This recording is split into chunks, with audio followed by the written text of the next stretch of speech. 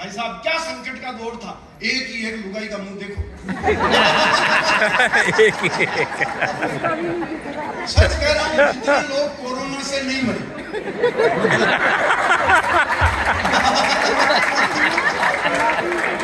क्या बात है।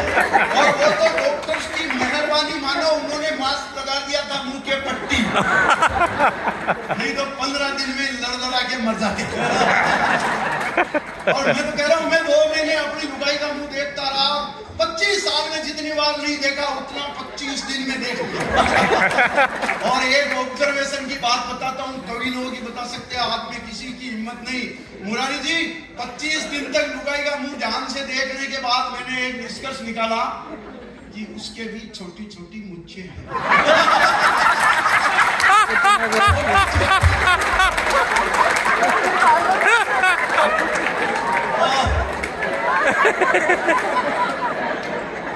आप इतना हंस क्यों रहे हो?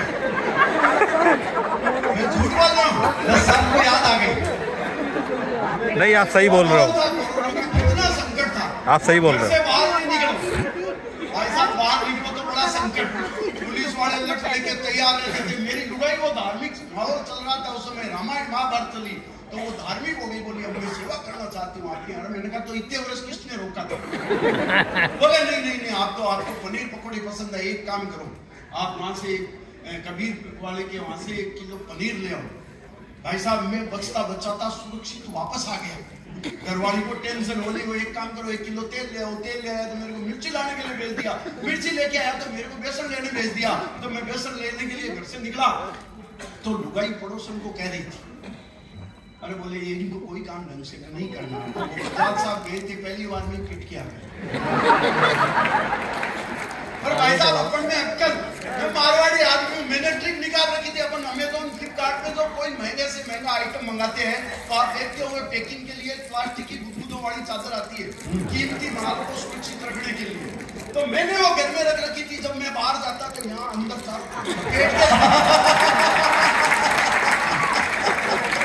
पुलिस वाले लठ मारते, पिट पिट की आवाज भी आती। पुलिस वाले भी खुश, मैं भी खुश, कीमती सामान भी सुरक्षित।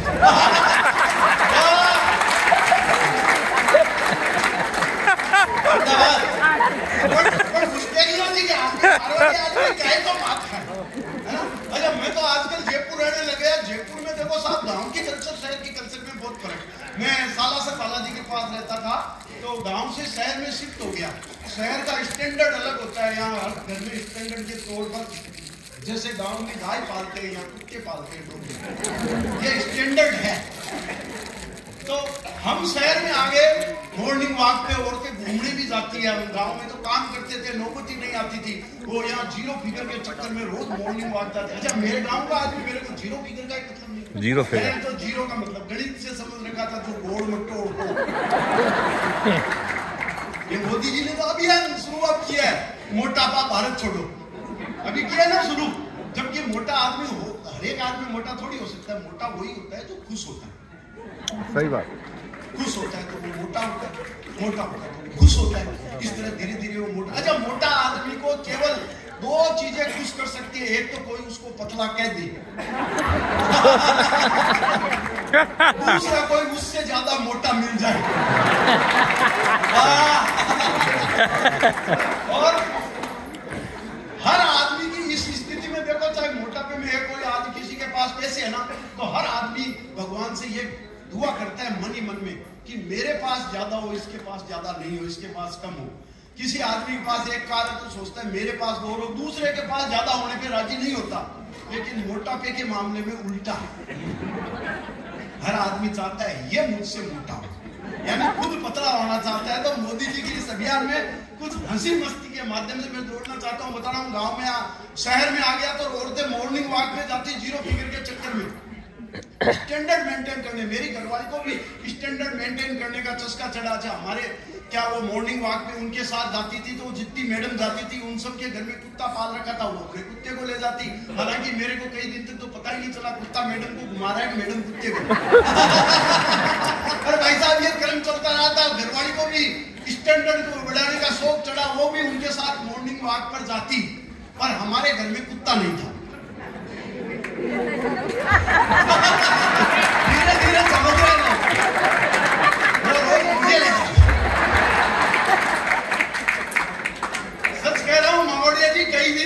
मुझे इस सम्मान का पता ही नहीं चला। जब पता चला तो हमने डिस्कस किया, अपन को भी स्टैंडर्ड बढ़ाना चाहिए, घर में कुत्ता पालना चाहिए। डिस्कस किया, वो बोली कुत्ता लाएंगे। मैंने कहा क्यों? बोली घर की रखवाली के लिए। मैंने कहा मेरे होते हुए? बोले नहीं, कोई बढ़िया नस्ल का लाएंगे। खरीदने चले, शॉपिंग मॉल में गए, वहां डॉग मार्केट लगा रखा था, अंदर 2 पाउंड के कुत्ते रखे थे। कुत्ते क्या बोल रखे थे? पिल्ले रख रखे, गांव में जिसे गुचरिया कुरकुरिया कहते हैं। बताइए 50,000। मेरा दिमाग खराब हो। मैडम को पटा रहा था बेचने के लिए, उसने मेरी तरफ देखा, मैंने आंखों में इशारा कर दिया, बहुत बेगा है। क्योंकि मैं तो गांव का आदमी हूँ, जानता हूँ 50,000 रुपए कुत्ते की पिल्ले की रेट होती है कि गांव में एक के साथ 5 फ्री। कोई लेने वाला चाहिए और उसकी रेट बताई 50,000। सेल्समैन ने उसको अपने हिसाब से समझाया, पटाया कि किसी तरह ले ले। उसने मेरी तरफ देख करके सेल्समैन को कहा साहब को पसंद नहीं आ रहा है। भाई साहब उसने यू टर्न लेके दूसरे ढंग से समझाया। इसी को तो सेल्समैनशिप कहते हैं। उसने मैडम को समझाया, देखिए मैडम ये कुत्ता बहुत शानदार, बहुत जानदार, बहुत समझदार, बहुत एक्सपर्टीज, आप ले लीजिए। तो उसने कहा साहब को पसंद नहीं आ रहा है। तो उसने दूसरे ढंग से यू टर्न मार करके समझाया। बोले देखिए मैडम ये कुत्ता बहुत शानदार, बहुत जानदार, बहुत समझदार, बहुत एक्सपर्ट है। इसकी एक विशेषता और, ये इस नस्ल का आखिरी कुत्ता है। एक बार हाथ से निकल गया ना, वापस नहीं आने का। पति का तो क्या है?